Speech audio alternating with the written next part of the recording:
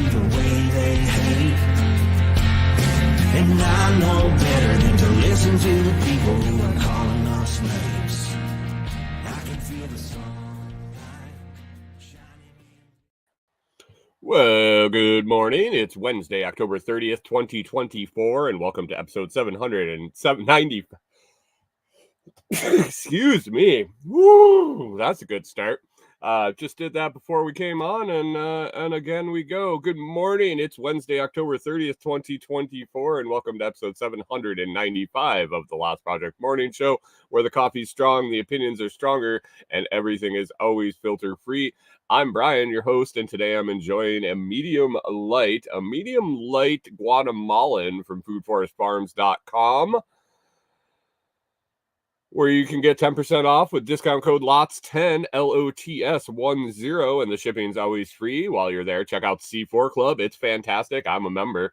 I've been a member for quite a while now, and I wouldn't change a thing. Thanks for everything you do for the C4 Club, Mr. Norton. Again, foodforestfarms.com, discount code LOTS10 will get you 10% off on all your coffee needs. Today we're going to be talking about meth squirrels, meth squirrels, and spam calls, a controversial conker, and more. Let's get over into the live chat. Check out who's hanging out in the coffee crew, and we'll get rolling here in just a minute. Pip's in, checking in. Pip checking in. Thanks, Pip, for the check-in. You're back at it, forklifting today. Maybe forklifting, maybe organizing some parts or counting things. Have a good day, Pip. Jeremiah, good morning. Thanks for stopping in. Mike's Homestead says, good morning, no commercial. Are you on the morning feed, the new morning show feed, the new YouTube channel? I can't have commercials until 1,000 people. So that's yeah, that's why there's no commercial. So Michael Williams, good morning. Thanks for popping in. Jim, good morning, Jim. Grow Noster, Gesundheit. Thank you. Gracias, senor. Thank you. I appreciate it. Pip says, sorting parts. The never-ending struggle of the parts guys. Sorting parts. I mean, I guess it is kind of in the name of the job. So, hope everybody had a good day yesterday. We almost had an all-time high. $500, within 500. I think it was within striking distance. It was within $500. We got up, I think yesterday, a high was US dollar value for Bitcoin was 72.8 something. Actually, I have it right here. 72, what I find is 72.879. And all-time high is 73.8.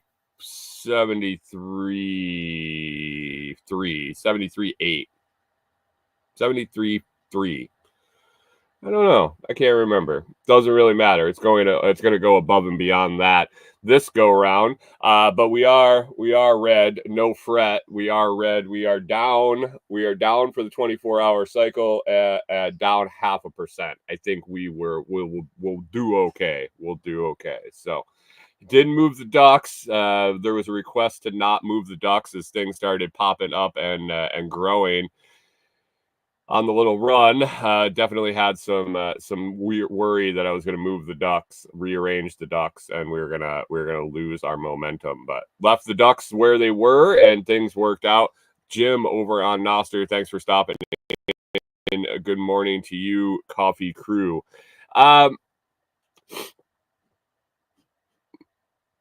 Hunter says, "Oh, your face is full screen." Popped in on the new vertical feed. That stream is there strictly for Courtney. So don't worry about that. Don't worry about that full face stream over there. The vertical feed. That's for all the true fans. The only fans I have. Yesterday was a good day. It was the first day of recording for the new podcast. Had a fantastic go around with two. Ended up being two. I had somebody have to reschedule. So it wasn't horrible. Three on the first day. Three interviews on the first day would have been. I think it would have been a little much. The two was perfect. I had one in the morning. It was mid-morning, so I had plenty of time after the show to go on dog walks, to do prep, and be ready to do the first one.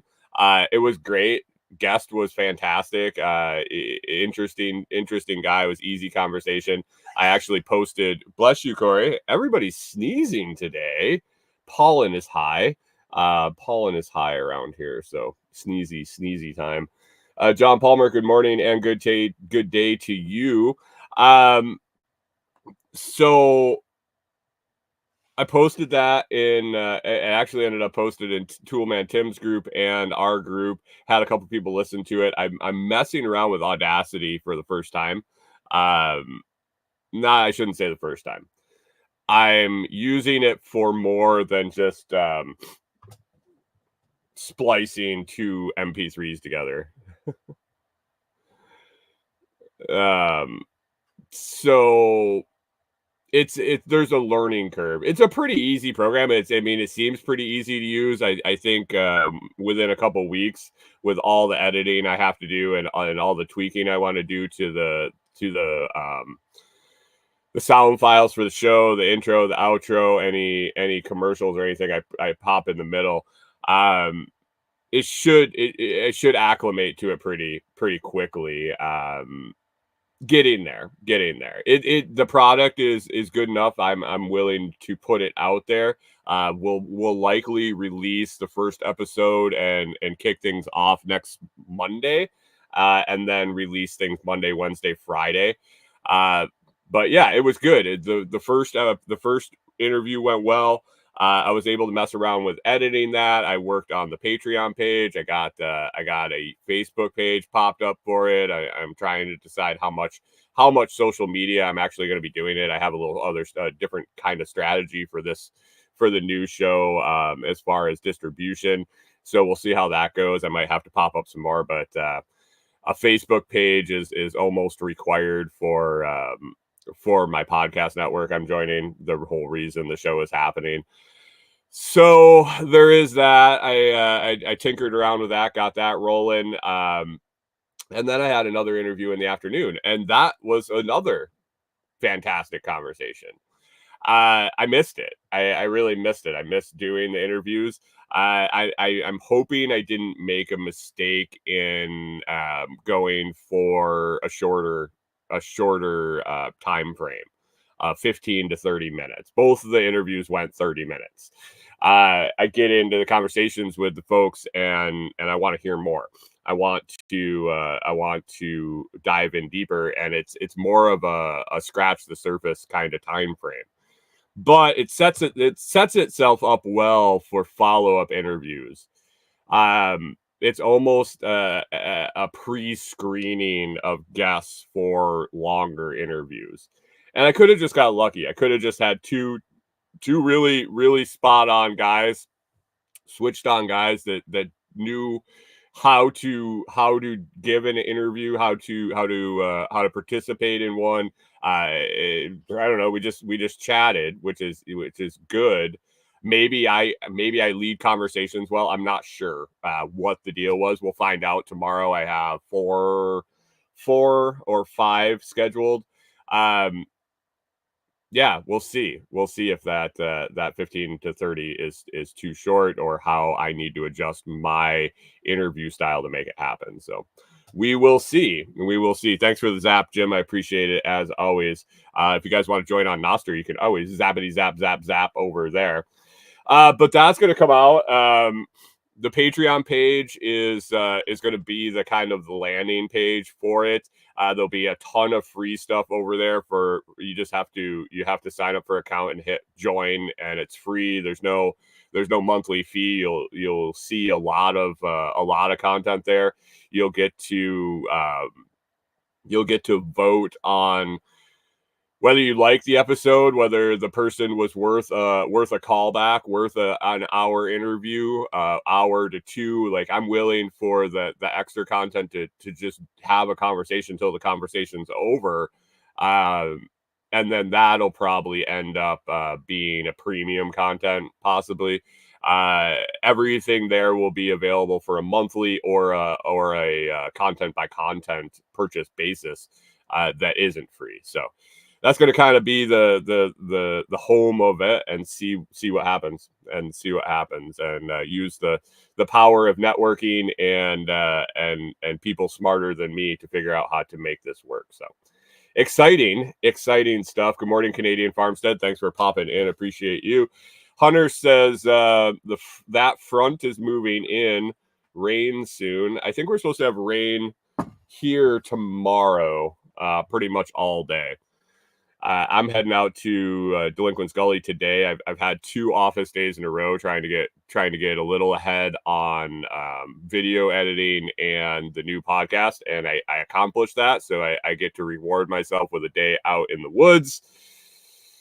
And I don't know what I'll be working on yet. With the storm coming in, I have a feeling that it's going to be kind of windy, and I'm not going to really want to be dropping trees. So I'm guessing I'll be working on gutter project. Little update on the gutter project. I did a test run with some screen to cover the gutter. When I was explaining to the design, people were concerned about leaves getting in it, debris getting in the gutter, and I was too. I already had that on my radar. And so my idea, if you don't know what the gutter project I'm talking about, I'll be doing a video likely today, at least a video on where I'm at. But basically, I took a 2-inch piece of PVC. I had a metal roof on the shed, and if you're not watching the video, I apologize, but there's a metal roof on the shed, and there was no place to hang traditional gutters. And so I popped around on the interwebs, and I kind of mangled a couple of different ideas together. I took a piece of 2-inch PVC and cut a slot out of it, but not the whole length. And then I fit it over the edge of the roof. So the rain runs down the valleys and into the pipe, and then runs off just like a normal gutter. But that gap that the water runs into could easily get filled with leaves as they fall off the trees in the winter, things like that. So my idea was to put a piece of fiberglass screen and attach it to the roof and the pipe, and kind of make a barrier so solids can't run through there, only the water. Well, I didn't know how I wanted to attach it. And it could have been screws. It could have been a lot of screws. I don't know if it would have worked very well. What needed to happen was the screen needed to adhere to the curvature of the roof panels. It wouldn't have helped if it just if it went across the top of the ridges and all the leaves still skirted underneath the screen. So I needed it to kind of form fit. So I couldn't take a piece of lattice or flashing or something and try to just screw it down. It would only hit the ridges. And so there was an industrial spray adhesive that I used a lot at one of the jobs I had, and I used it actually several times after that. Introduced it to the maintenance department or my coworkers because I liked it so much. But 3M actually makes something called Super 77. And I don't know if you've ever used it. I don't know if you've ever messed around with it. It's more on the industrial side than residential, but it's a spray adhesive. It works phenomenally. It actually has extra purposes now that I was willing to experiment with it. Well, I wasn't really experimenting with it. I was observing some things. I noticed, and this was when I was working at a concrete factory, doing wastewater treatment for a department that basically finished the panels. They would acid wash them, they would pressure wash them, they would sandblast them, things like that. Well, the acid washing, they used hydrochloric acid mixed with a pressure washer. Yeah, it was just really just normal things that people would do in their life. Take the ride. Good morning to you. Morning. He uses it every day in the prosthetics and orthotics field. I could see that. That stuff's pretty solid. It's pretty sweet stuff. It sticks very well. Courtney Baker. Courtney Baker. Good morning. I'm surprised you're not on the vertical feed with the full face. The full face feed. Good morning. Thanks for joining in. Anyway, I was the maintenance and water treatment guy in this building, and the hydrochloric acid was a bear to deal with. It corroded everything, all the metal, all the railings, all the biggest thing was the fire suppression system. It would eat the pipes. It would eat the sprinkler heads. The sprinkler heads would randomly go off at all times of day and night. Which didn't matter if the guy was in there working, because he was in a full rain suit with a respirator and everything, because it was hydrochloric acid fumes everywhere. But one thing, everything just degraded and corroded away, except where we had sprayed the Super 77 to put up signs and stuff on the wall. I had accidentally, I guess, sprayed some of the railing. I had oversprayed some stuff. I had used some to hang some stuff up on some pipe, and anywhere the Super 77 was, it didn't corrode, it didn't rust, it didn't just eat away at it. And I was like, interesting. This is interesting.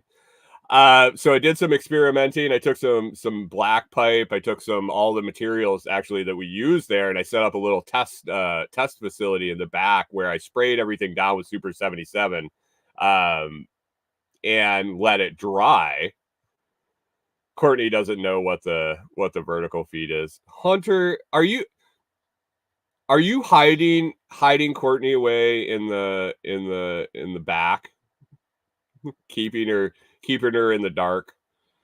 So I set up a little testing area where everything that we used in there that wasn't consumable, I would spray down a sample of it with Super 77. Mind your business. I mean, to each their own. I was curious. So I set up a test facility or testing area, and sure as shit, everything that was coated with the stuff, the hydrochloric acid wouldn't touch. I reached out to 3M and I was like, "Hey, can your guys verify this before we buy cases of this and spray down all the piping and everything in this fucking hole?" It was 3 huge long bays where you would back a tractor trailer in with a big concrete panel on it. So a lot of pipe, a lot of shit to spray. Can you verify that the chemical makeup is valid for this purpose? And the guy writes back, he goes, "What?" I was like, "Here's what I want to do with it. Can you let me know if it's going to work?" And he's like, "Well, sure." And they evaluated Hunter says Courtney he told her she doesn't listen. Maybe she just doesn't listen to you.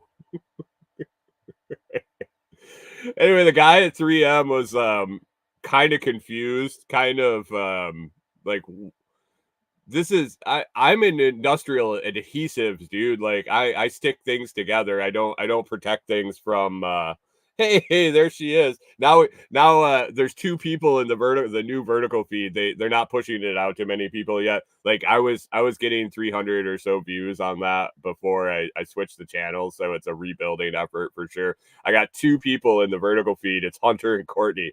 They're just gonna be fighting with each other over there. I do listen. Did you do the laundry?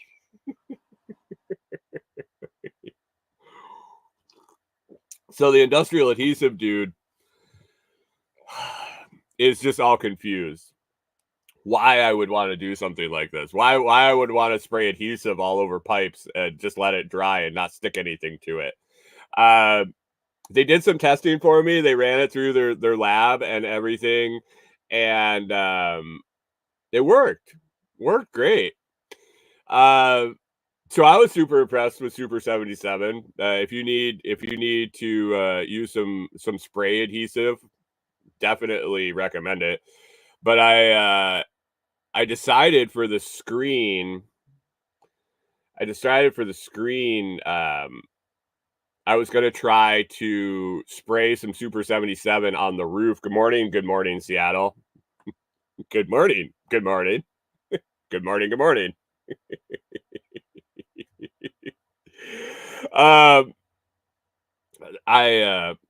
I got some crud in my eye. Hate that. Dry, crusty shit in my eye. It's the pollen allergies overnight, and that shit dries, and then it like flakes off and chunk just itches. Anyway, so the plan for the shed and the screen was to spray the metal roof and spray the PVC pipe with some Super 77, let it tack up a little bit, and then press the screen into it. I didn't want to do the whole length all at once and have it not work, because then it's a fucking mess to clean the shit up. Like, the stuff sticks really well, which is great until it's not. So I wanted to give it a test run. So I cut a piece of screen that was long enough to fit like a couple of the ridges, and did a test run, let it sit for a couple days. I came back up and it stuck very well. I could pull it off, but it was stuck enough for sure, to both the pipe and to the roof.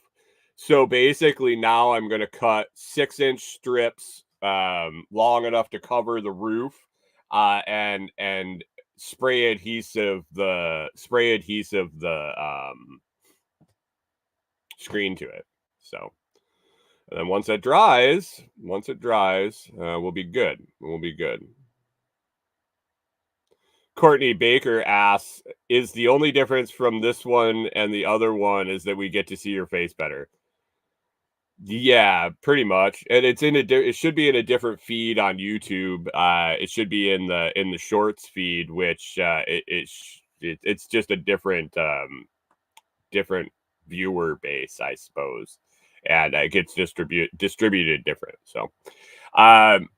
So yeah, if it's windy today and I can't drop any trees, I think I'm going to try to knock out the screen on the gutter project. It's a sticky mess. My fingers have been just covered in the shit since I did it. Take the ride knows that it's sticky shit. Yeah, and if that gets done, just plumb in the rest of that. It's supposed to rain tomorrow. If I can knock it out today, I could have it set and collect some water tomorrow, possibly. I'm guessing it's going to be the next rainstorm that I'm actually going to be able to collect some, because I still have a decent amount of plumbing to do on the back, and then I have to. I think I've changed my mind where I want that first tote to go. I did some I went back and reevaluated, and that's something I've noticed that I've been doing a lot out at the property, is slowing down, figuring out what I want to do, and then stopping for a while and coming back to it. A while being like multiple days, coming back. I'll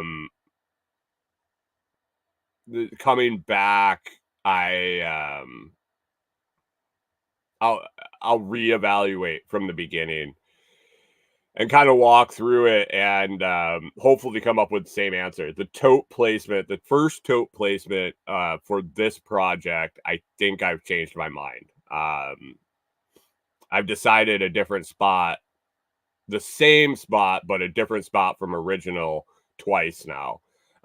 So I'll walk through it again before I set it, and I have to set that before I do a lot of the plumbing, because obviously that's where it's going to end up. Hunter says this fiberglass mesh. I'm picturing the fiberglass strips that's used for tape and tape and mud. Yeah, it's window screen is what I'm using. I'm just using just roll out. I bought a roll, a 25-foot long, roll of replacement window screen, just black window screen fiberglass, and I'm just going to cut a 6-inch strip off the edge, or two 6-inch strips off the edge, and glue it up there. That was what I ended up with. I have other uses for the screen, the bulk roll of screen on the property, so I just went with that. So that's looking like today. Yeah. Hunter didn't think about that. Yeah. If you had asked your wife, she would have let you know. She'd have let you know in the secrets. All right. Let's get to the list I got over here. First thing on the list is the meth squirrels. Meth is in methamphetamine squirrels. Vic Canadian Farmstead says he's read Bitcoin crashing. Oh yeah, we're down another 0.2% since the show started. We're at 72,162, down 0.7% from yesterday at this time. Crashing. Not even 1% on sale yet.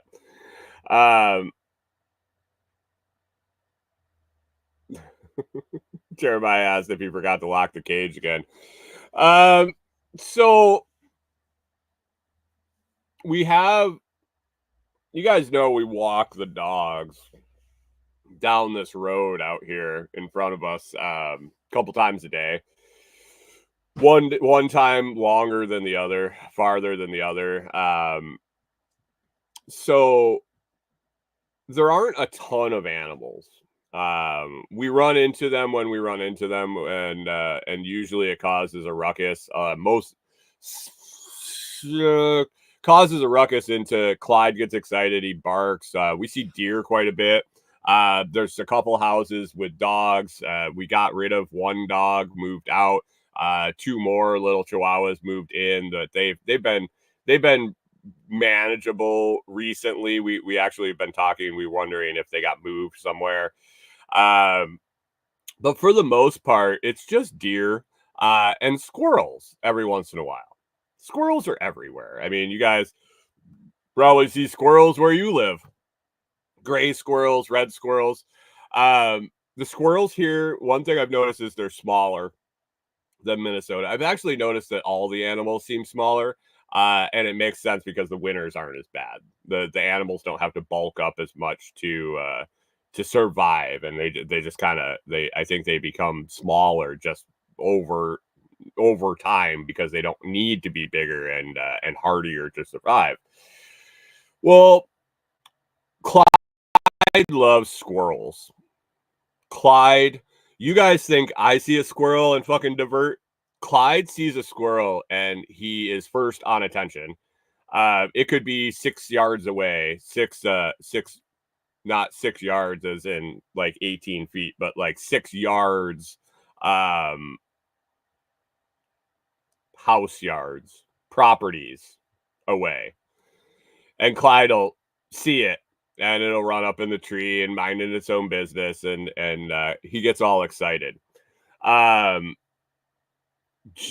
Pip saw 3 deer this morning, and Jim is amazed at the difference in size between Central Florida and Central New York. Yeah, for sure. Courtney says that the squirrels throw things at their dog and laugh at him. Yeah. Well, most of the squirrels have figured out that the 130-pound thing that's like salivating and keyed in on them is not the thing that they want to mess with. And so they stay away. They stay pretty far away. Since we've been here. Sorry, guys. My eye is like super itchy right now. Interesting. Ugh. And so within the last couple of days, that's been the last couple days, right, Corey? Yeah, pretty much this week. Um, Corey went for a run right out here in front of the house. So when we leave, we get past our property, and there's some old pine trees, like huge, long, tall pine trees. Like a little spot where there isn't anybody. It's our property owner's garden, and then there's some pine trees and an empty lot across. Um, Canadian Farmstead wants me to teabag myself. It's just crusty shit in my eye, or a dog hair. I can feel it. It's like a razor blade cutting into my eyeball. Um, I'm guessing it was a little bit of that sleep shit you get in the corner of your eye, you know. And so there's this area that there's no house. We're pretty rural. The houses are spaced out. The yards are pretty big. So the squirrels have plenty of places to run. Corey was running yesterday, or the last time before that she was running, and she was watching, and she saw a squirrel take off across the road right here in front of pretty close to in front of our place, and right in front of a car, like, and that's not unusual. When you drive around, you get squirrels that run out in front of you, and you're like, oh shit. Some people are like, oh, try to hit it. Other people are like, try to miss it. To each your own. Which one of those you are? You fucking psycho killers that try to run over them. Um, you have to live with yourself. You have to make amends. Um, and so she noticed that.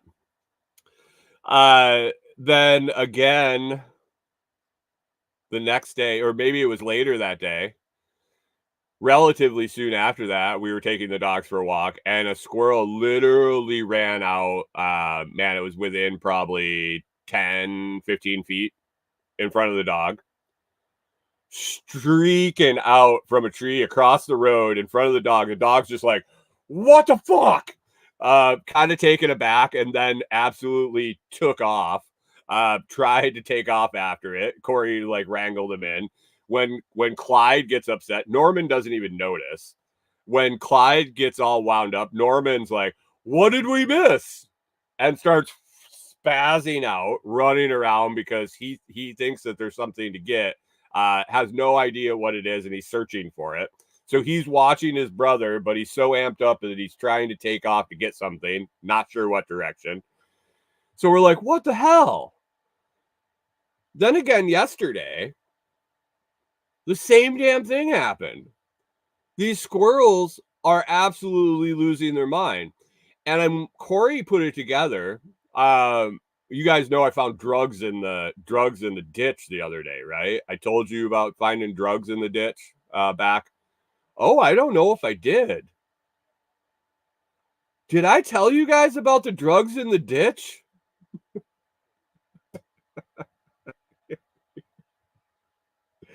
Take the ride says we got all kinds of squirrels, forest fuzzy squirrels, tiny squirrels, fat squirrels, skinny squirrels, dumb squirrels, smart squirrels, slow squirrels, fast squirrels, and I think that's about it. Jeremiah says I'm the first one. There's a reason I don't have nice things. Jim says score. No, these aren't the drugs you want to find. I guess I didn't tell you guys. It was during SRF. We were walking the dogs. Or no, it was work days, maybe. It was when the internet was down, I think, maybe. So we were walking the dogs.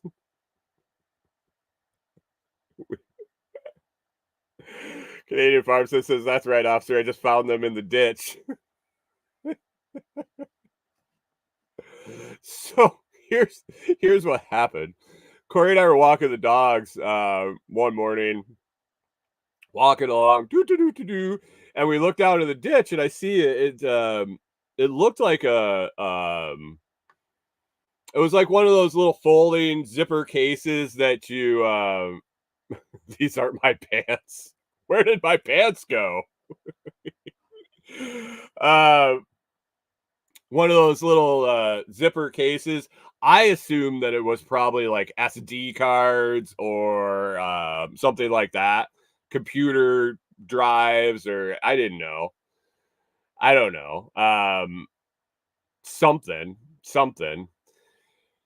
And so I reached out to pick it up. I was like, "Oh man, maybe I scored some free digital storage or something like that." And so I opened it up, and in there was a small crack pipe, a needle, a hypodermic needle, still with the needle, and several small baggies, some partially empty, some completely empty, and one with a decent amount of rock substance in it. Um, I wasn't quite sure. I didn't open the bags themselves. I observed them from afar because I'm not in the business of the injectables. That's not my deal. Um, and Take the Ride says Hunter Biden spotted in the area. I don't know. We kind of figured that maybe somebody was driving, and the sheriff that likes to road pirate out here might have been behind them, or they might have thought that a road pirate was behind them and they tossed it because there were still drugs in it. I sent it to somebody that knows a little better. They said probably crack or dirty heroin. I wasn't interested in either, so I disposed of it. But yeah, I found fucking drugs in the ditch. So Corey and I figured that this is happening, and this is the time of year where the squirrels are collecting their nuts, and maybe Hunter says, "Do I still have them?" No, I do not still have them. The drugs were disposed of. I don't need to mess with those types of drugs. And if I did, I'm sure I could locate it here locally. All I'd have to do is look around. Canadian Farmstead says his internet was down for 2 weeks. Right? Right? So we're figuring that the squirrels found another package of drugs, and probably consumed them. They're exhibiting risky behaviors. They're acting abnormally. They're running in front of the dogs. They have a suicide mission. I think our squirrels might be hooked. The squirrels might be hooked around here. So this could get dangerous at any moment. I'm glad I have my protection dogs. But we have meth. I'm pretty sure we have meth squirrels, crack squirrels, and heroin squirrels running around all over. So, and I found drugs. Jim says, speaking of good movies, have you seen Cocaine Bear? I have seen Cocaine Bear, and we actually talked about Cocaine Bear.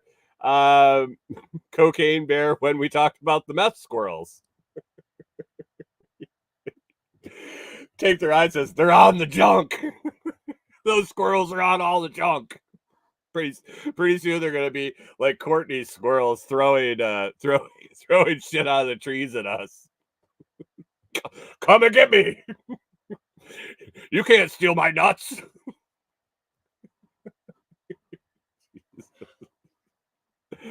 What was it we talked about? I was trying to remember yesterday. Jim says the squirrels up in the trees screaming, "Get off my lawn!"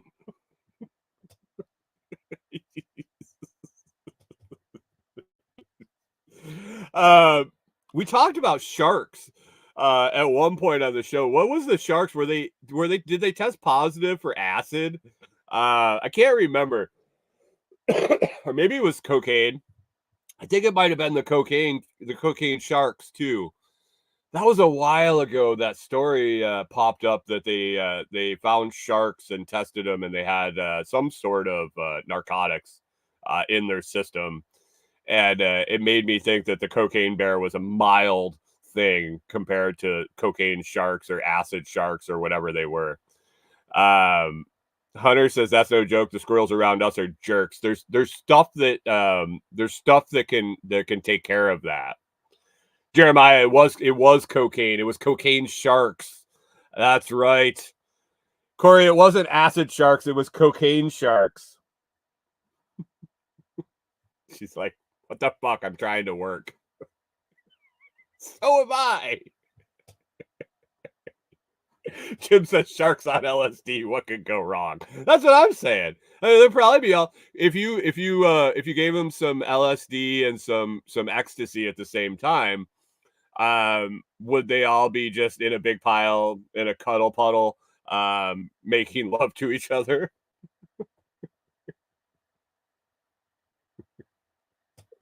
Pip says, with as much coke that flows between the Gulf, I'm not surprised. That was the thing. They got into some shipment that got dumped, and they found a whole bunch of sharks that had high levels of cocaine in them.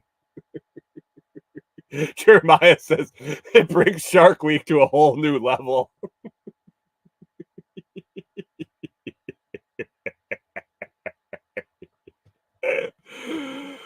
Oh, Courtney says they know the dogs can't get them, which is why they're jerks. They fly from branch to branch, having dog run circles. Have you ever invested in a slingshot? Have you ever trebuchet? Is that how you say trebuchet?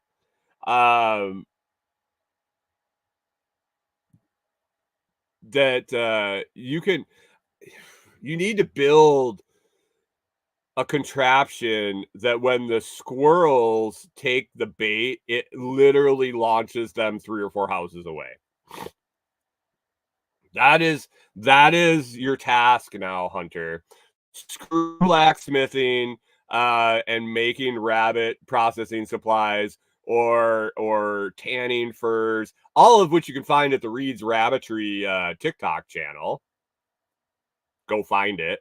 REDES Rabbitry on TikTok. You need to make a squirrel thrower. Make a squirrel thrower. That is your new task. Canadian Farmstead says this would be fun explaining it to the cartel. I swear, Pablo, the sharks ate it. Along with Jimmy. We threw them both overboard. The Hardin County Sheriffs were behind us, so we ditched it. Literally. Then the shark ate it. God. Oh, no.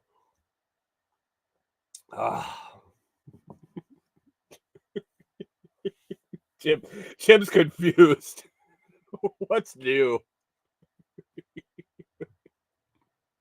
Anybody heard from Sniffy Joe lately? That's what I'm wondering. I haven't heard. I mean, I'm out of it. I don't see a whole lot, but I do. I mean, you can't avoid the whole thing coming up here in a couple weeks. Has anybody heard anything on? Is the election next week? The world's gonna end next week, guys. Is it next Tuesday? What day is the voting day? Tuesday or Wednesday? Tuesday? Monday? I don't know. I see they're setting ballot boxes on fire, and this is fantastic.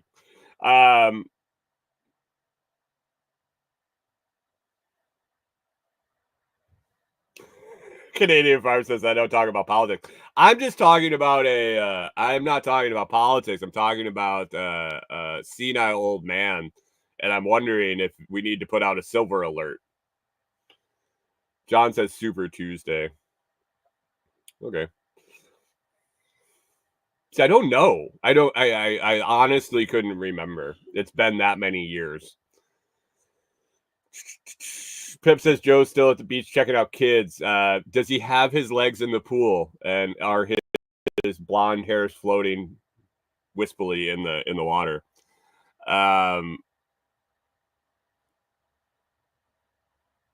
Courtney's got to be a mom taxi. Get those kids to fucking walk. Get him to walk.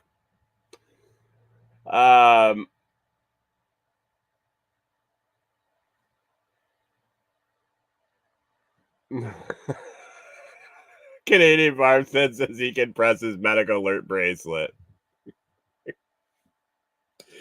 I think that dude's been dead for a while. They might be keeping him alive, but he's been dead. He's been dead inside for a long time. The reason I was wondering when the election was is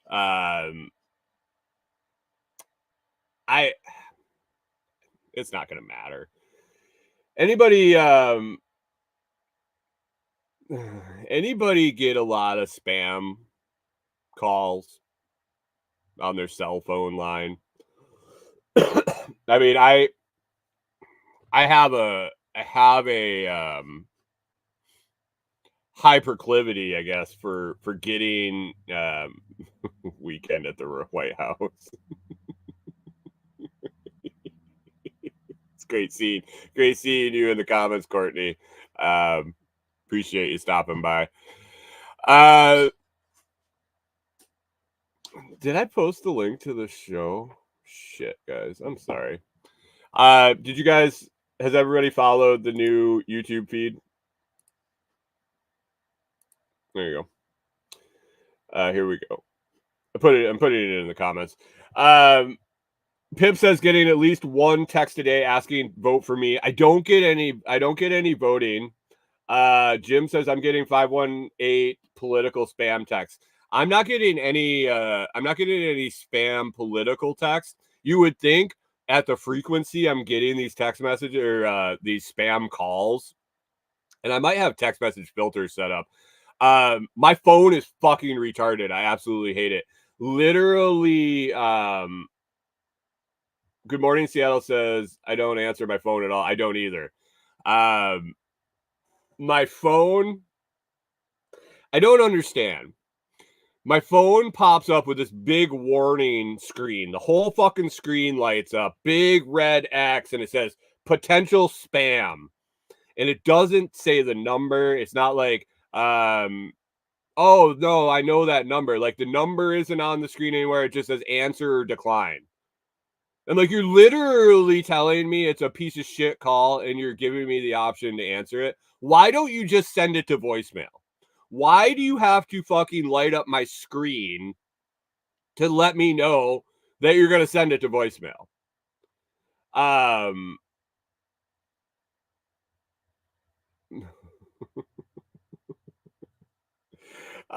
So I don't get that, first of all.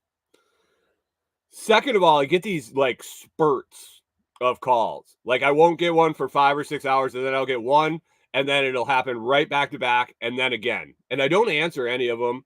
Eventually, at the end of the night, I have to go through and clear my voicemails because they leave 4-second and 23-second voicemails. And every single one is from the underwriting department at some fucking loan company. I'm John, a senior underwriter in the approval department. I'm Sally, the underwriter manager in the approval department. And they're all exact same message with a different person. They're all computer generated. They're all about the same length. And then the 4-second ones are just nothing. But literally, they'll fill my voicemail box in 2 days, 3 days max. And it's the same message over and over. And it'll be like a minute apart. And it'll happen for 3 or 4 times in a row. And then it will happen for a few hours. And I don't get it.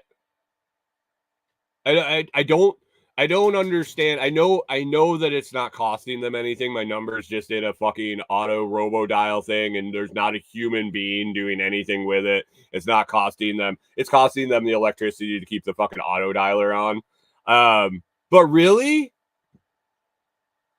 Am I really? Today I'm going to call one back. I should call one back on the show and be like, I'm ready to get a loan now.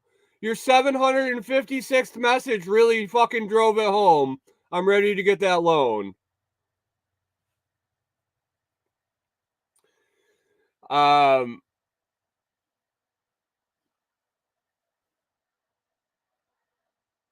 Palmer still didn't get notified today.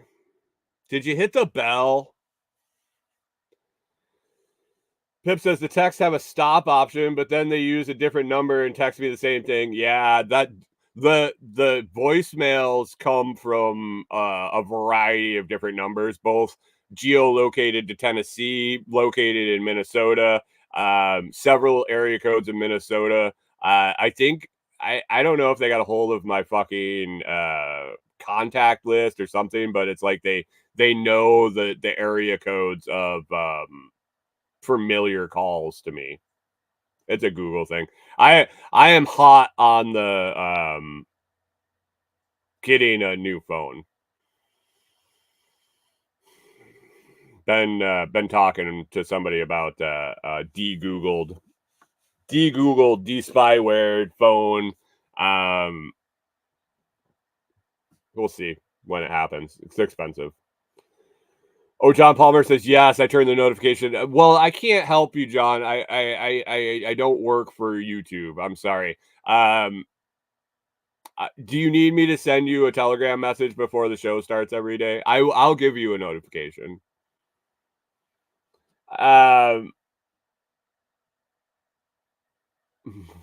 Technically challenged.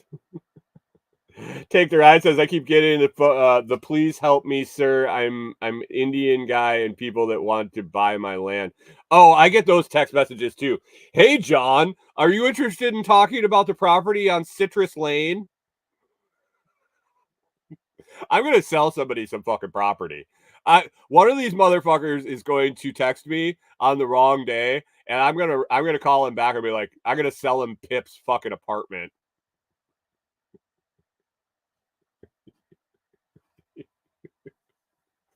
Good morning, Seattle says take the biggest loan and walk it. What are they gonna do? Come after your house? Well, that was always the plan with paying everything off when we sold the house and we took significantly less for it than we had hoped and thought we were going to get before the whole fucking asshole debacle at the beginning of our house sale. We had to make some decisions where we were going to alleviate our debt, and one of the philosophies was we'll pay off the camper, we'll pay off the truck no matter what. That way, if anything goes sideways, they can't take our house and they can't take our vehicle. It's everything we left on the table was unsecured, and I don't plan on taking a loan again in my life, so I don't plan on it. I understand things happen, so my credit score was like whatever. If I need to tank it, I need to tank it. That hasn't happened yet, but that was the plan B if things went sideways. At least our house and our vehicle was completely paid for, and all our debt was unsecured. Take the ride. Need to ask them if they have any advice on getting squirrels off the meth.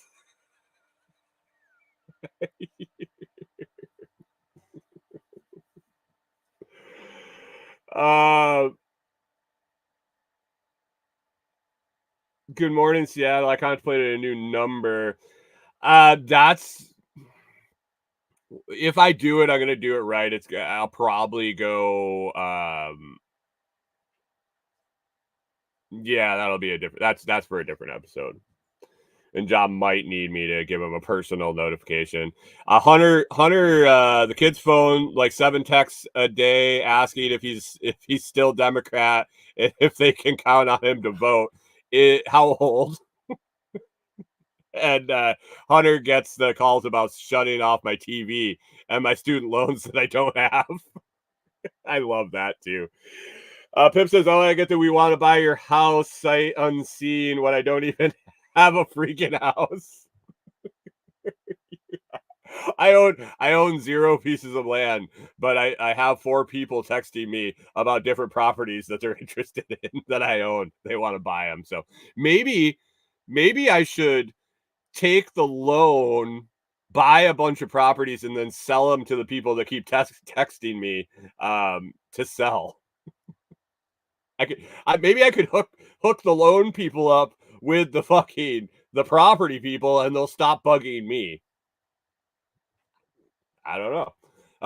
I'll write him back and be like, no, I sold the property on Citrus to this guy. Here's his number. He said he was just going to flip it, so you should probably call him.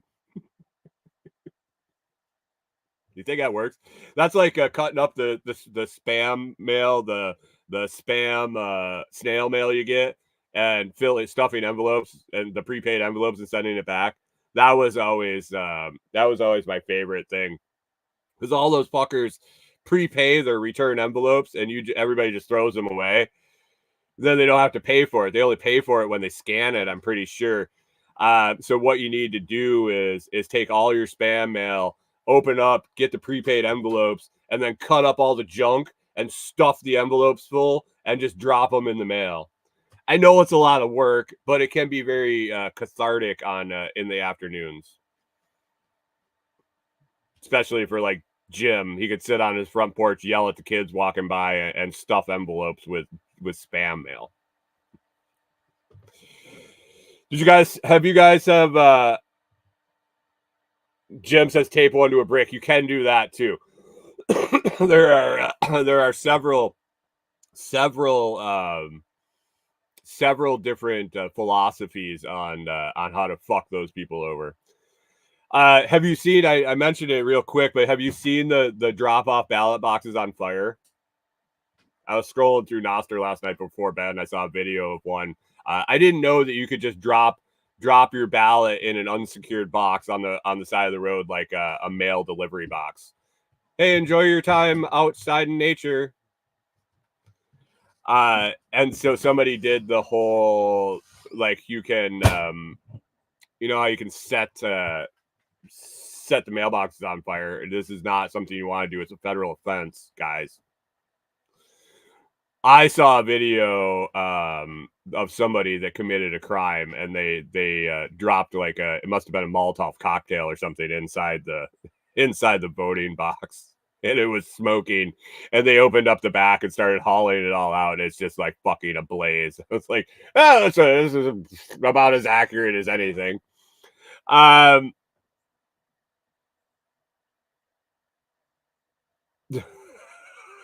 Hunter says, can you like white out the return address for those and write someone else's address and then they get paid? I don't know. I never tried that. Oh, god damn it. My mouse is I need a new mouse, guys. I'm gonna complain to Corey about it for another couple of weeks probably, and then I'll just order one and it'll be done.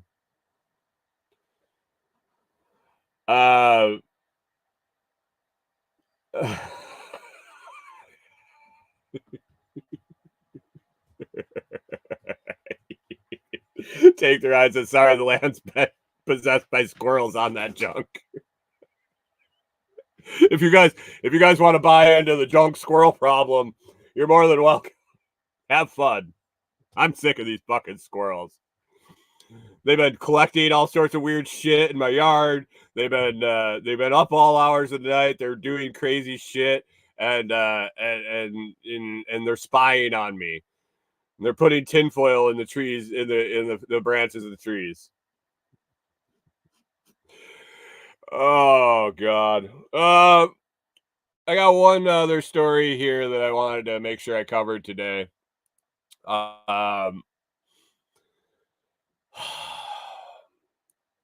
Any Brits in the listening audience, in the live audience? Anybody over in England? I don't want to offend anybody.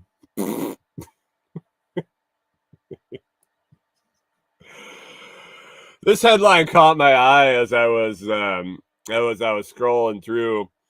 Headline reads, October 21st, 2024, King Conker, Conker, Conker, cleared over cheating allegations at the World Championships.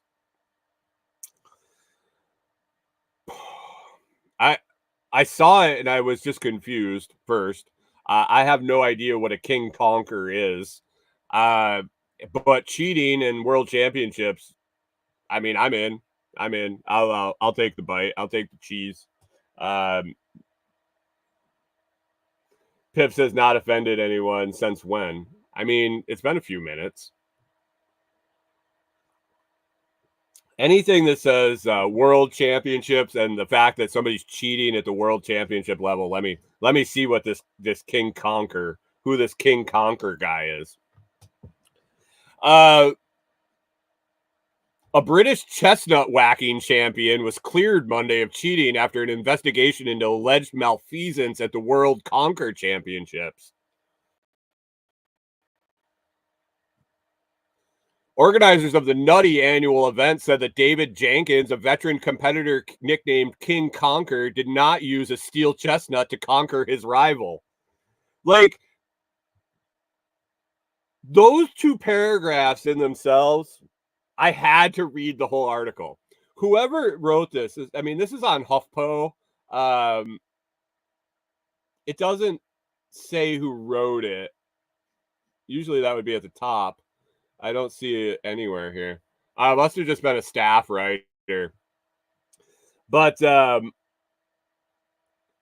was the picture of this guy. Okay, hold on. Share. I'll get you guys a picture of this motherfucker. This is great. Look at this guy. That's King Conker. And so I still had no idea what conkers were. So the traditional game played by generations of British school children involves players using conkers, the glossy brown seeds of the horse chestnut tree, threaded onto a string to try and smash their opponent's chestnut. More than 200 conkers enthusiasts entered the annual competition in the village of Southwick in central England earlier this month. Those crazy Brits and their games. Jenkins, 82 years old, won the men's tournament, but organizers launched an investigation after claims that he might have used a steel chestnut that was in his pocket. Investigators said that they studied film and photo evidence and took testimony from judges and umpires and concluded that it would be near impossible for Mr. Jenkins to have swapped the conkers unnoticed. Organizers said that they accepted Jenkins' claim that he had the steel conker to amuse people and as part of his role as King Conker. Yep, the drugs were just in my pocket, officer. They weren't really mine. They were just to amuse me. And that he had used a real chestnut in the contest. Organizers also said that the losing finalist, Alistair Johnson Ferguson, Alistair is such a British name, had accepted defeat with good grace and sportsmanship after media reports that he had made the cheating allegations.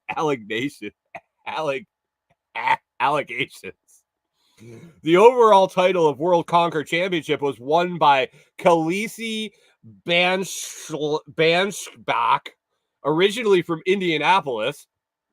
The 34-year-old was crowned Queen Conker after beating Jenkins in the final. And here we go, folks. You ready for this line? Fucking bring back 1776, bitches. She was the first American to win the title since the World Conker Championship began in 1965, and she's a woman. An American woman fucking goes over and beats them Brits at their own game. Cormac weighed in. Good morning, Cormac. Definitely not a Brit, but he did play conkers when he was younger. Pip said freaking tree drinkers. Oh no. Cormac says some cheaters used to use wood varnish on the conker. This is a very intense game.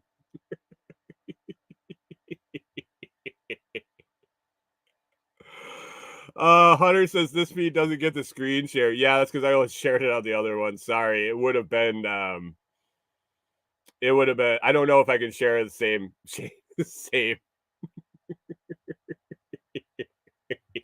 Good morning, Seattle says I bet she's got big hands. Jeremiah, fuck yeah, America. Pip says he beats his conquer often.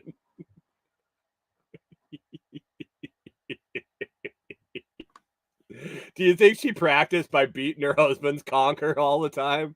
Or was she out on the town beating everybody else's conquer? Cormac, am I saying it right? Is it conquer? Like conquer? Like I'm gonna conquer that village, but a conker, conquer? The other term for a goose is a honker. Is it a conker?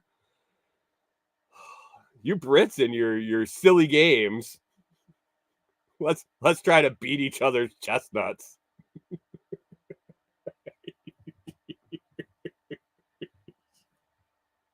I just see a bunch of fuckers standing around with nuts on the string, just beating on each other.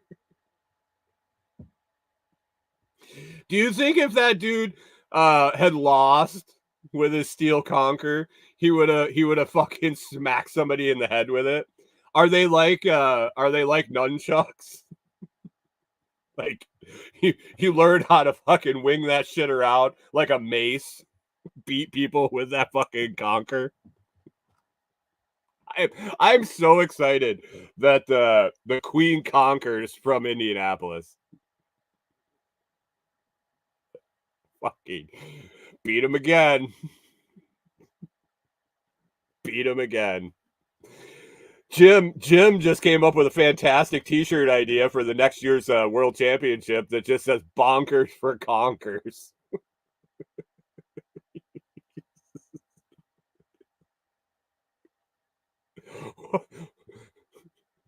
The officer shows up at this lady's house. Her husband's just like writhing in pain. What happened, sir? I wouldn't take the garbage out. She came over and she smashed my conker.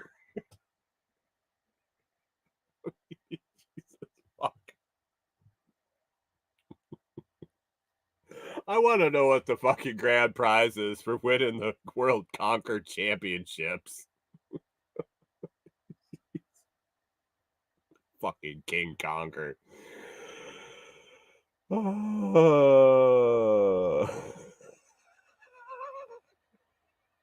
Take the ride says the British are one big department of silly walks.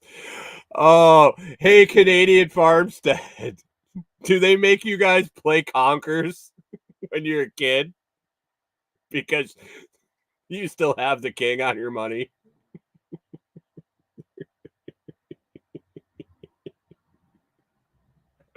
I'd take that. I'd take his conker for a ride. Jim says, ma'am, did you bonk his conker? Fuck. What? Why are they smashing fucking chestnuts? That's like what is that? The big pole that they throw around. Oh, so that's the tabor. Is it a tabor? But that's more of an Irish thing, I think. I don't want to offend Cormac. Caber toss. Is that an English thing or is that an Irish thing or a Scottish thing? I don't know. They're all over there in the general vicinity.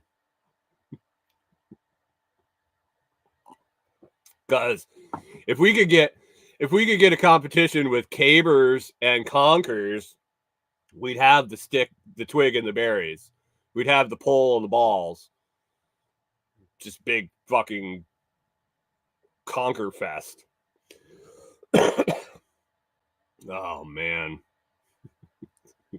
Jesus.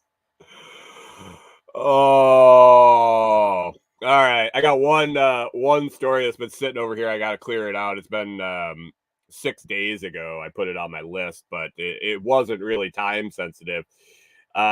Cormac, you've never heard of a caber toss? The Highland Games?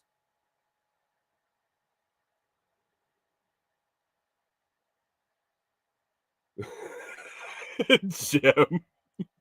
Jim says, yeah, here in America, we skin a pig, make a ball, and throw it around on Sundays, Mondays, and Thursdays. Go figure. But we get bacon. We get bacon. Cormac says they call it log tossing. Oh, let's get this story off my list over here.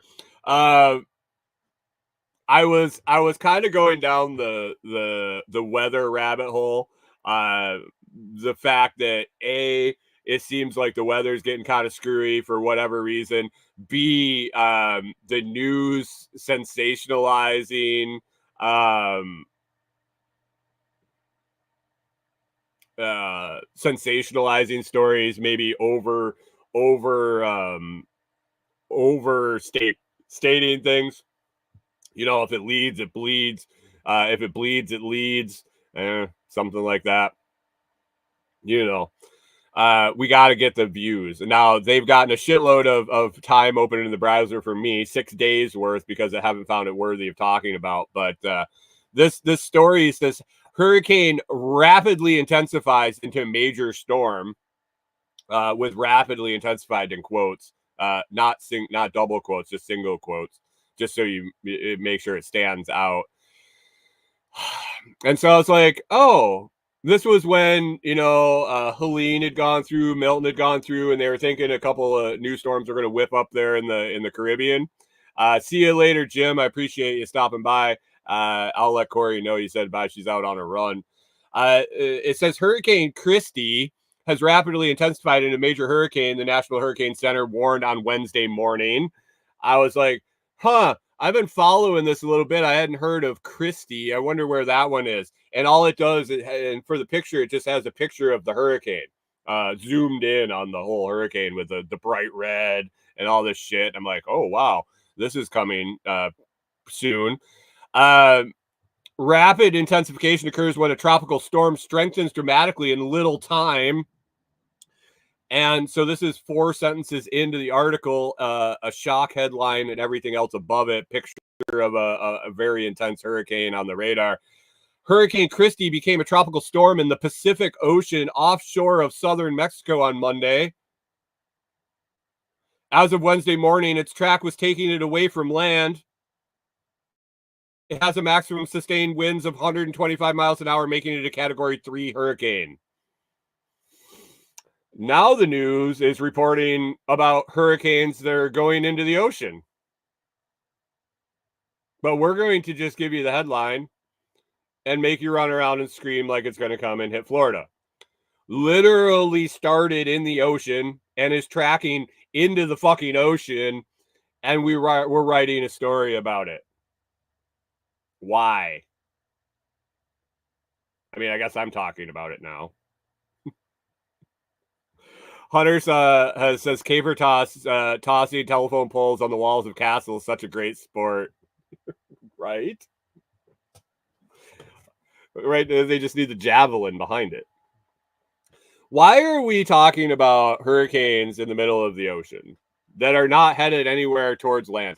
If you've ever seen a map of the Pacific Ocean, I'm not sure that storm's going anywhere near anything. But hurricane rapidly intensifies into major storm. If it leads, it's supposedly, if it bleeds, it leads. I can't fucking say that right. If it leads, it bleeds. Thanks, Belvita. When are the newscasters going to be like the ones from Idiocracy? They already are. I don't know. I haven't popped the news on. I should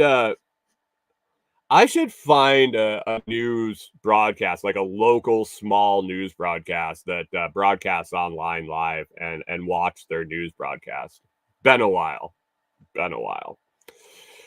All right, guys, I'm gonna wrap it up. Get out of here. I got a busy day out in the woods, and when we get back, I got a ton of computer work still, never ending. I think maybe into December, towards the first of the year, things should ratchet down with all the changes and stuff that are in the process. So I appreciate you guys hanging out and helping with those transitions and sharing the new stuff, subscribing to the new stuff. If you could, if you're on the new morning show vertical feed, if you could copy it or share it, be sure you hit the thumb and the subscribe and all of that stuff. Next week, I'm going to be asking you to pump up the new podcast and share that around. And like I said yesterday, Blockstream Jade giving away when we hit 100 subscribers on the new channel. We'll spin up a giveaway and give away a Blockstream Jade, which you're going to want one with the Bitcoin prices now above 70 and not stopping there. So Pip says, dude, they want to talk about any strong storm so they can say the worst storm season ever, then blame climate change. Got it. All right, guys, I hope you have an awesome day. It's Wednesday. If you can get some Humpty Hump, good for you. Take advantage of when you can, especially in the middle of the week. Get over that hump. Get on that hump. Humpty hump. Have a great day. Make it an awesome one, and we'll catch up with you in the morning.